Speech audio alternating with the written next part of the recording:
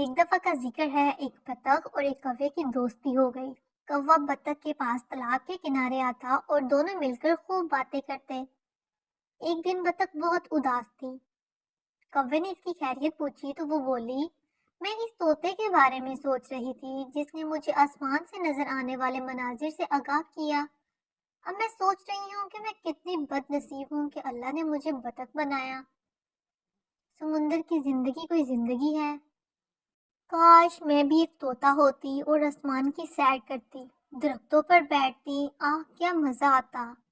کوے نے بطخ کی بات سنی تو کہنے لگا، اللہ میاں نے کوئی چیز بیکار پیدا نہیں کی، تم ناشکری کیوں بن رہی ہو؟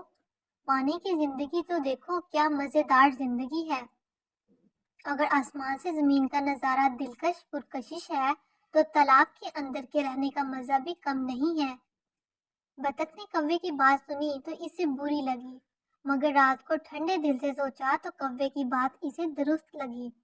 اس نے اللہ کا شکر ادا کیا کہ اس نے مجھے ایک اچھا مشورہ دینے والا دوست دیا۔